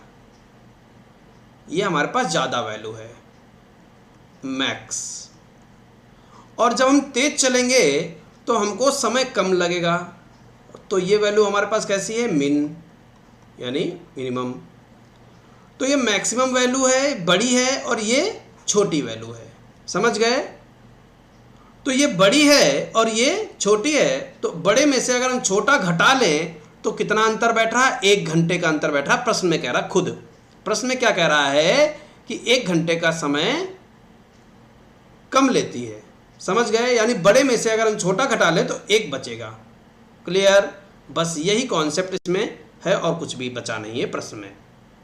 तो लिख देंगे क्या, 360 बटे x माइनस 360 बटे x प्लस 5 बराबर में कितना बचेगा, 1 घंटा बचेगा, क्योंकि ये भी समय है, ये भी समय है, और प्रश्न में 1 जो दे रखा है वो भी समय है। क्लियर। कैसे मालूम कि किस में से क्या घटाना है, यही ट्रिक आप अगर आजमा लेंगे तो कोई दिक्कत नहीं होगी। बड़े समय में से छोटे समय को घटा लेंगे, जितना अंतर दिया गया होगा वो लिख देंगे। अब हमें क्या करना है, लासा ले लेना है, और लासा लेने से पहले हम क्या करते हैं, कॉमन ले लेते हैं। तो कॉमन क्या हो जाएगा, 360 कॉमन आ जाएगा। तो क्या बचेगा यहाँ पर, 1 बट्टे x, और थोड़ा सा इसको माइनस 1 बटे x प्लस 5 बराबर 1। ठीक है, जगह बना लेते हैं और इसको हल कर लेते हैं।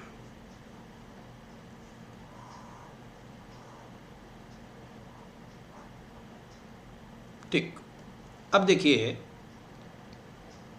यहाँ पर लासा ले लेंगे तो क्या हो जाएगा, x ब्रैकेट में x प्लस 5, x से x कट गया, x प्लस 5 यहाँ पहुँचा दिया, x प्लस 5 से x प्लस 5 कट गया, x बचा उसको हमने यहाँ पर लिख दिया, बराबर 1 बटे 360, प्लस का x और माइनस का x कट गया, 5 बटे x स्क्वायर प्लस 5x बराबर 1 बटे 360।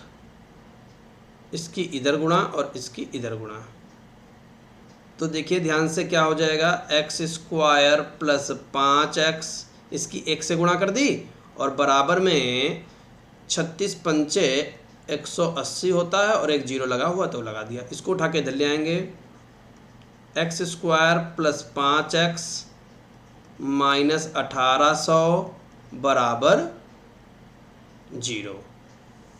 ठीक है, अब देखिए 45 और 40 की हम गुणा कर लेते हैं। 45 और 40 की गुणा कर लेते हैं तो देखिए 0 तो ऐसे रहेगा और 4 पंचे 20, हासिल लगा 2, 4 चक्कू 16, 2 18, 1800 बन गया। और इनको जब हम घटाएंगे तो कितना बचेगा? 5 बचेगा। क्लियर? तो ये गुणनखंड हो गए। 1800 के गुणनखंड क्या बनेंगे? 45 और 40। तो हम यहाँ लिखेंगे एक्स स्क्वायर प्लस 45 माइनस 40 गुणे एक्स माइनस 1800 बराबर 0। X square plus 45x minus 40x minus 1800 बराबर 0। यहाँ पर x कॉमन ले लिया तो क्या बच गया? x प्लस 45 माइनस 40 कॉमन ले लिया तो क्या बच गया? x प्लस 45 बराबर 0। और भी हम ऊपर खिसका कर ले चलते हैं तो x प्लस 45 बचेगा x माइनस 40 बराबर 0। तो x प्लस 45 बराबर 0 तो x बराबर माइनस 45, x माइनस 40 बराबर 0 तो x बराबर 40।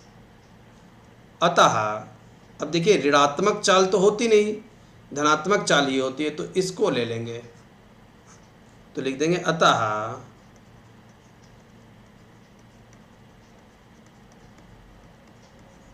रेलगाड़ी की चाल बराबर 40 किलोमीटर प्रति घंटा। क्लियर? तो इस तरीके से हम इस प्रश्न को लगा सकते हैं। उम्मीद करते हैं कि आपको बहुत अच्छी तरीके से समझ में आ गया होगा। तो चल देते हैं नेक्स्ट प्रश्न पर। क्वेश्चन नंबर 11 बहुत अच्छा क्वेश्चन है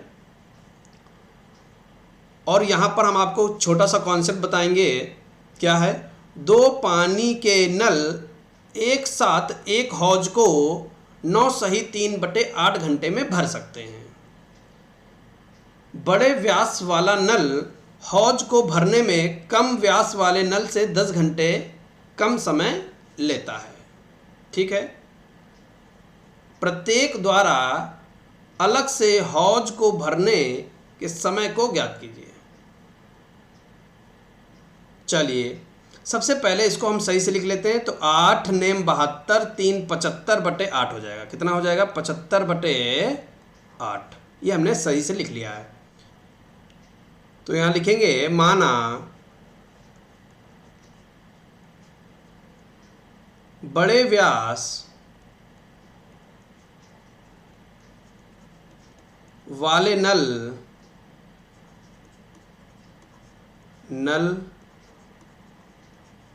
द्वारा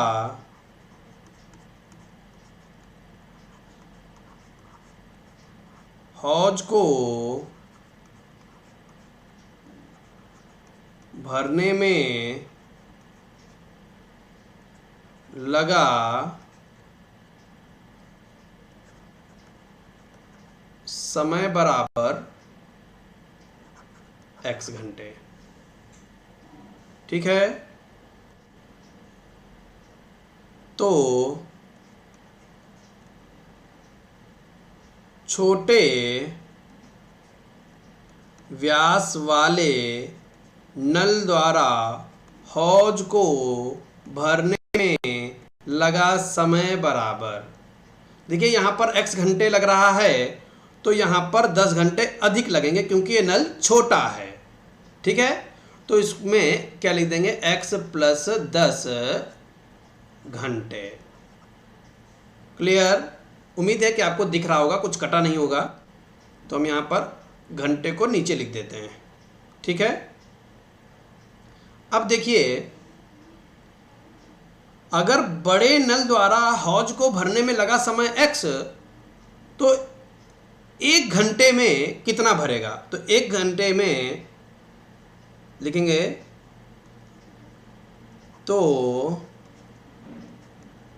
1 घंटे में बड़े व्यास वाले नल द्वारा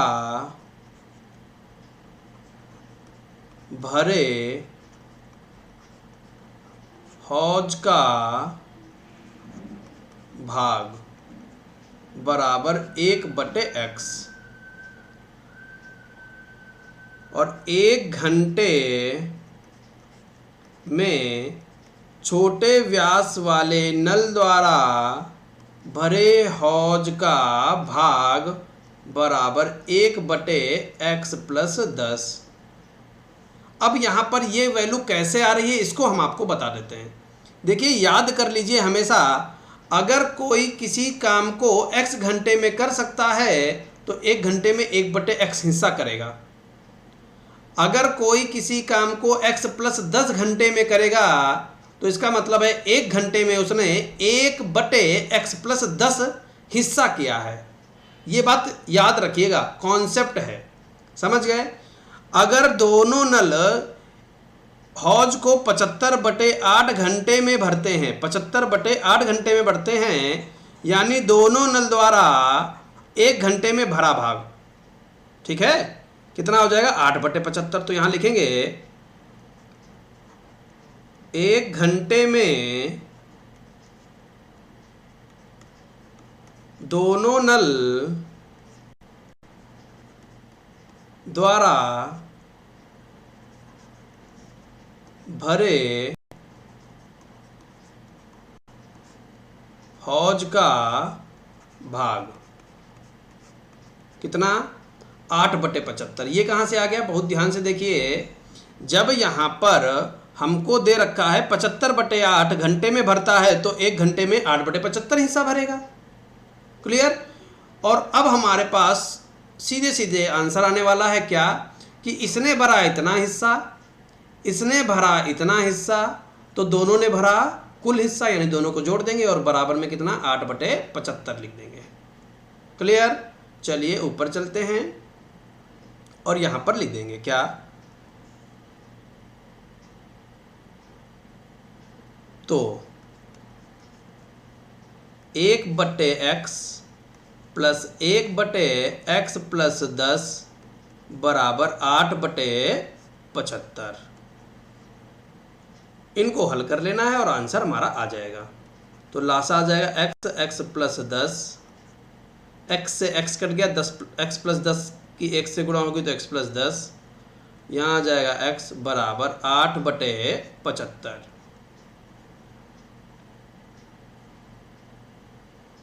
ठीक है। तो x 2x हो जाएगा + 10 बटे x² + 10x बराबर 8/75। आगे बढ़ेंगे और इसको सही से हल कर लेंगे। तो देखो इसकी इधर गुणा हो जाएगी, तो देखो 75 दूना 150x, 75 दहम्मा 750, 8 एकम 8x², 80x, तो यहाँ हो जाएगा 8x² + 80x - 150x - 75 यानी 750 बराबर 0। इसको हल कर लेंगे तो 0 बराबर क्या हो जाएगा, सबसे पहले 8x² माइनस का 70x माइनस का 750। ठीक है। अब हम क्या करेंगे, या करके इसको इधर लिख लेंगे, या 8x² माइनस 70x माइनस 750 बराबर 0, और यहाँ पर 2 से भाग करेंगे, 2 से भाग, तो 2 से भाग करेंगे तो 4x² माइनस 35x माइनस 2 3 6, 2 7 14 और 2 5 10 बराबर 0। तो 375 की 4 से गुणा करके गुणनखंड करेंगे, तो हम इसका तरीका आपको बताएंगे, गुणा उड़ा करने की जरूरत नहीं है। 375 के अलग गुणनखंड कर लीजिए, 4 के अलग कर लीजिए। तो 3 से कट रहा है तो 3 एकम 3, 3 दूनी 6, 3 पचे 15। अब ये 5 की घात 3 लिखा हुआ है तो डायरेक्ट हम क्या लिखेंगे, 5 5 5, ठीक है। और बचा 4, 4 के गुणनखंड होते हैं 2 और 2। अब इनसे हमें फेरबदल करना है तो देखिए ध्यान से, 3 पचे 15, 15 दूनी 30, दूना 60, तो 60 आ गया। 60 माइनस 25 करेंगे तो हमारे पास कितना आ जाएगा, 35 आ जाएगा। तो ये हमारे पास गुणनखंड आ गए। तो यहाँ लिखेंगे 4x² माइनस 35 को क्या लिखेंगे, 60 माइनस 25 गुणे x माइनस 375 बराबर 0। 4x² minus 60x plus 25x minus 375 बराबर 0। चलिए जगह बना लेते हैं।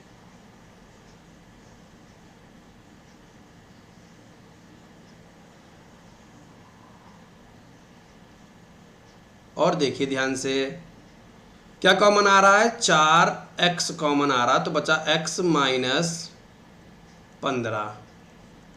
यहाँ पर 25 कॉमन आ रहा है तो बचा x माइनस 15 बराबर 0। अब हमने क्या किया, x माइनस 15 कॉमन ले लिया और इधर 4x प्लस 25 बचा हमारे पास बराबर 0। एक बार इसको 0 के बराबर करेंगे तो x बराबर 15 आ जाएगा, डायरेक्ट हमने कर दिया है। आप एक लाइन बढ़ाकर ही करिएगा।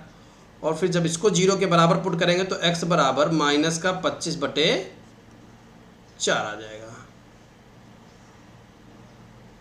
और यहाँ पर समय कभी ऋणात्मक नहीं होता तो इसको छोड़ देंगे तो x की वैल्यू आ जाएगी 15। तो क्या लिख देंगे, अतः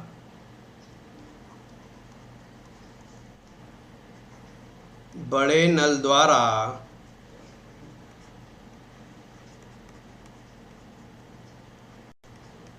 हौज को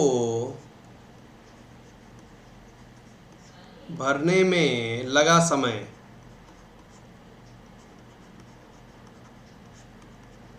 15 घंटे और छोटे नल द्वारा हौज भरने में लगा समय बराबर 15 10 25 घंटे। तो इस तरीके से हम लोग इस प्रश्न को लगा सकते हैं। चल लेते हैं नेक्स्ट प्रश्न पर। क्या कह रहा है,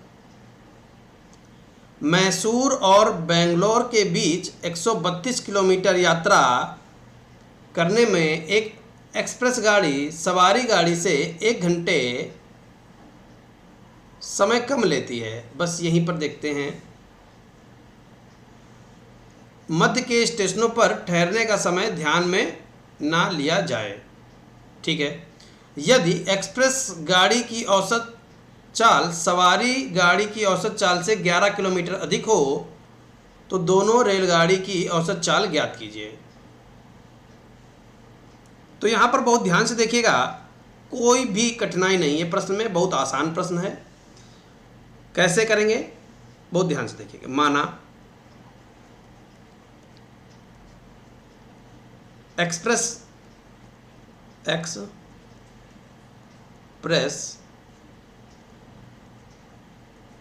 रेलगाड़ी की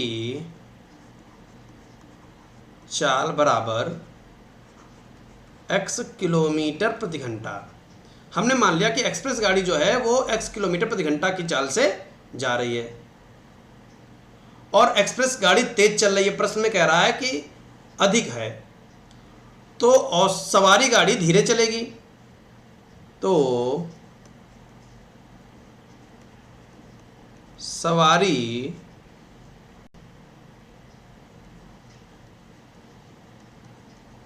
गाड़ी की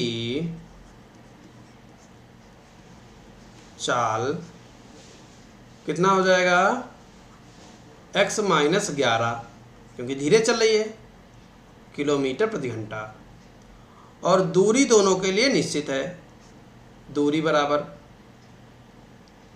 132 किलोमीटर। समझ गए? अब हमें क्या करना है, समय निकाल लेना है। ठीक है, तो समय निकालते हैं। एक्सप्रेस गाड़ी द्वारा लगा समय,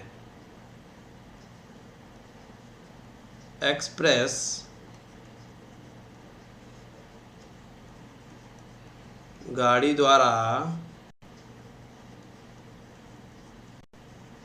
लगा समय, और समय बराबर क्या होता है, दूरी बटे चाल।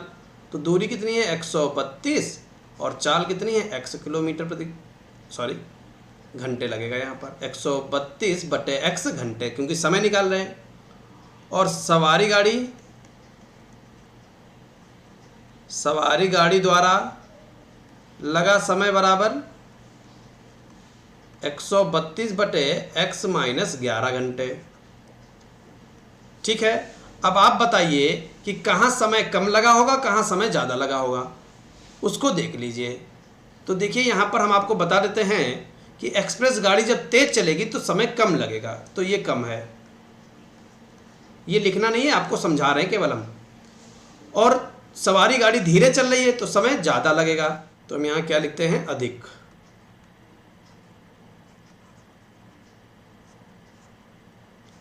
अब डालते हैं प्रश्नानुसार।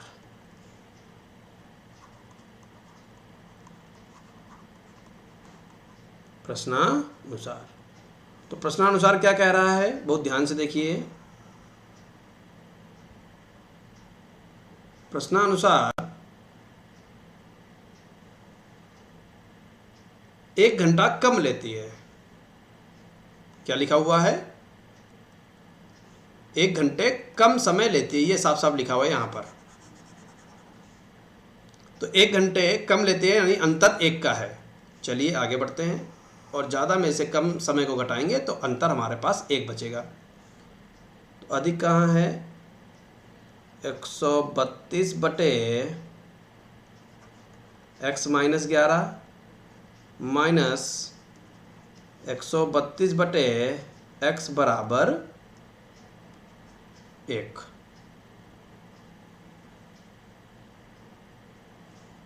अब हम क्या करेंगे, 132 कॉमन ले लेंगे,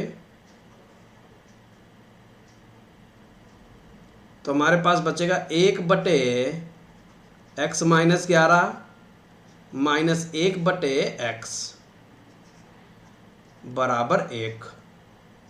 यहाँ लासा ले लेंगे, तो x माइनस 11 गुणे x, तो इससे कटेगा x, बचेगा x माइनस ब्रैकेट में x माइनस 11 बराबर 1 बटे 132।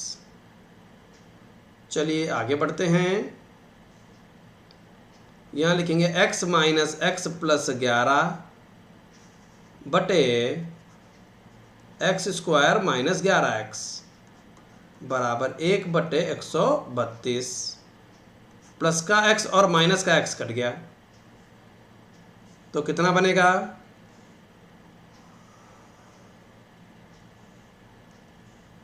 यहाँ बनेगा 11 बटे एक्स स्क्वायर माइनस 11x बराबर 1 बटे 132। इसकी इधर गुणा हो जाएगी, तो कितना बन जाएगा, 11 दूनी 22 हासिल लगा 2, 11 तियाँ 33, 2 35 हासिल लगा 3, 11 कम 11 और 11 3 14, 1452 बराबर एक्स स्क्वायर माइनस 11x। तो यहाँ 0 बराबर x square minus 11x minus 1452, या करके इधर लिख लेंगे, तो क्या बन जाएगा, x square minus 11x minus 1452 बराबर 0। और 1452 के ऐसे गुणनखंड कीजिए कि घटाकर 11 आ जाए। तो चलिए यहाँ पर लिखना शुरू करते हैं और देखते हैं। 1452 2 से काटते, 2 सत्ते 14 और 2 दूनी 4, 2 छंग 12, फिर 2 से काटेंगे, 2 तियाँ 6, 2 छंग 12, 2 तियाँ 6, फिर 3 से काटते हैं, 3 एकम 3, 3 दूनी 6, 3 एकम 3, फिर 11, 11 में 121 और 11 एकम 11।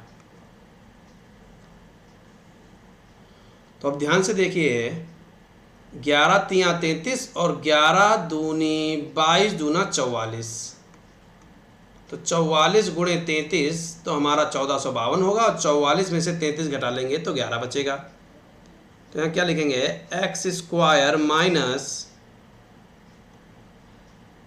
44 माइनस 33 ब्रैकेट में एक्स माइनस 1452 बराबर 0। X square minus 44x plus 33x minus 1452 बराबर 0। ठीक है, आगे बढ़ेंगे। तो यहाँ पर हम क्या करेंगे, x कॉमन ले लिया तो x माइनस 44 प्लस का 33 कॉमन ले लिया तो क्या बचा, x माइनस 44 बराबर 0। तो x माइनस 44 कॉमन ले लिया तो बच गया x प्लस 33 बराबर 0। x माइनस 44 बराबर 0, तो x बराबर 44 और x प्लस 33 बराबर 0, तो x बराबर माइनस 33। तो देखिए अब यहाँ पर ये चाल हमने मानी है तो ऋणात्मक तो चाल हो नहीं सकती, तो 44 हम ले लेंगे। तो एक्सप्रेस गाड़ी की चाल कितनी हो जाएगी, लिख देंगे अतः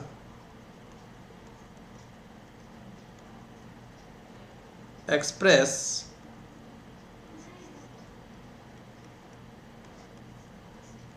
गाड़ी की चाल बराबर 44 किलोमीटर प्रति घंटा और सवारी गाड़ी की चाल बराबर 11 किलोमीटर प्रति घंटा कम है तो 33 किलोमीटर प्रति घंटा बचेगी, 33 किलोमीटर प्रति घंटा। तो इस तरीके से हम लोग इस प्रश्न को लगा सकते हैं। उम्मीद करते हैं कि बहुत अच्छे से आपको समझ में आया होगा। चल देते हैं नेक्स्ट प्रश्न पर। क्वेश्चन नंबर 11 क्या कह रहा है, दो वर्गों के क्षेत्रफलों का योग 468 मीटर स्क्वायर है, उनके परिमापों का अंतर 24 मीटर हो, तो दोनों वर्गों की भुजाएं ज्ञात कीजिए। तो सबसे पहले हम यहाँ पर मान लेंगे, माना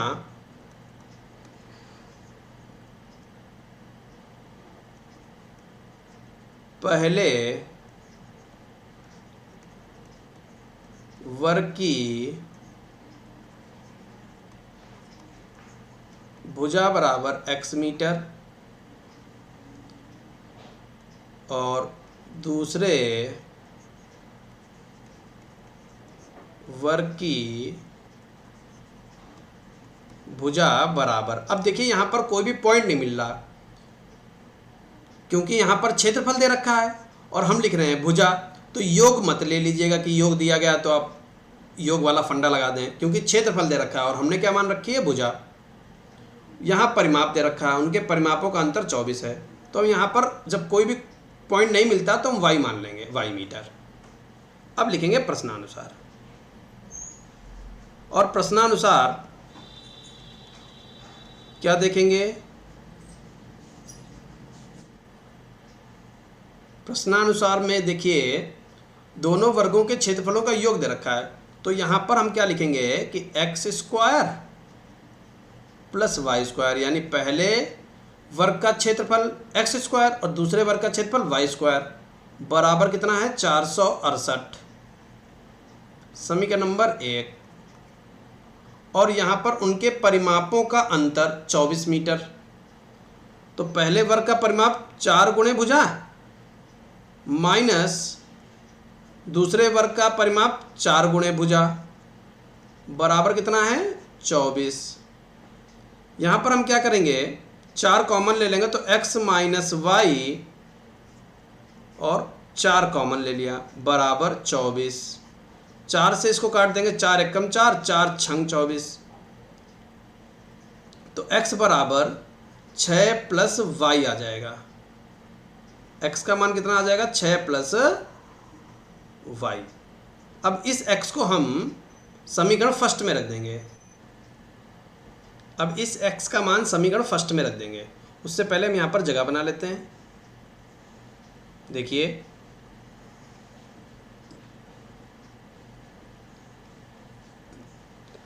x का मान समीकरण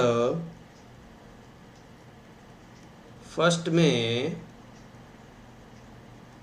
रखने पर, तो x का मान फर्स्ट में रख दीजिए। तो जहाँ पर एक्स स्क्वायर लिखा है उसकी जगह पर क्या लिख देंगे, y प्लस 6 या 6 प्लस वाई का स्क्वायर प्लस वाई स्क्वायर बराबर 468। यहाँ पर होल स्क्वायर खोलेंगे तो क्या हो जाएगा, 36 plus y square plus 12y a square plus b square plus 2ab और वाई स्क्वायर जो है वो चल रहा है बराबर 468। तो 2y square plus 12y plus 36 minus 468 बराबर 0। जगह बना लेते हैं और यहाँ पर 2y square plus 12y minus का 468 में से 36 घटाना, 8 में से 6 गए 2, 6 में से 3 गए 3 और 4 को ऐसे लिख लेंगे 432 बराबर 0। 2 से भाग कर देंगे, 2 से भाग, तो 2 से भाग करेंगे तो क्या हो जाएगा, वाई स्क्वायर प्लस 6y 2 दूनी 4 2 एकम 2 और 2 छंग 12 बराबर 0। 216 के ऐसे गुणनखंड करो कि घटाकर 6 आ जाए। ठीक है, तो देखिए हमारे पास गुणनखंड होते हैं 216 के, 2 से काटते हैं तो 2 एकम 2 ना जाने का 0, 2 अट्ठे 16, फिर 2 से काटेंगे तो क्या बन जाएगा, 54 बन जाएगा, फिर 2 से काटेंगे तो 27 बन जाएगा, 3 से काट लेंगे 9 बन जाएगा, फिर 3 से काट लेंगे तो 3 बन जाएगा और 3 से काट लेंगे 1 बन जाएगा। तो देखिए ध्यान से क्या करेंगे कि 3 दूनी 6 दूनी 12 ये ले लिया और इधर ले लिया 3 तिया 9 दूनी 18, 18 गुणे 12, 18 गुणे 12, तो 18 में से 12 जाएगा तो 6 बचेगा। तो यहाँ पर लिखेंगे वाई स्क्वायर प्लस 18 माइनस 12 गुणे वाई माइनस 216 बराबर 0। Y square plus 18y minus का 12y माइनस का 216 बराबर 0। ऊपर चलते हैं इसमें और यहाँ पर देखिए y कॉमन ले लेंगे तो y प्लस 18 माइनस 12 कॉमन ले लेंगे तो y प्लस 18 बराबर 0। तो y प्लस 18 y माइनस 12 बराबर 0, y प्लस 18 बराबर 0, y बराबर माइनस 18, y माइनस 12 बराबर 0, तो y बराबर 12। अब देखिए हमने जब भुजाएं मानी हैं तो भुजाएं कभी ऋणात्मक नहीं होती, तो y भी एक भुजा है तो ये हमारे ऋणात्मक तो होगा नहीं, तो y का मान कितना आ जाएगा 12। तो लिख देंगे अतः दूसरे वर्ग की भुजा बराबर 12 मीटर और पहले वर्ग की भुजा बराबर 12 6 18 मीटर। अब ये 18 कहाँ से आया, क्योंकि हमने समीकरण जो बनाया था उसमें देखिए यहाँ पर 6 प्लस वाई लिखा हुआ है, तो वाई की जगह पर जब आप 12 रखेंगे तो 12 6 कितना आ जाएगा 18। क्लियर। तो यहाँ से हमने लिखा है कि x का मान कितना आ जाएगा 18। उसी को हमने यहाँ पर लिख दिया है कि अतः दूसरे वर्ग की भुजा 18 मीटर। क्लियर। तो उम्मीद करते हैं कि आपको अच्छे से समझ में आ गया होगा। ये इस एक्सरसाइज का लास्ट प्रश्न था।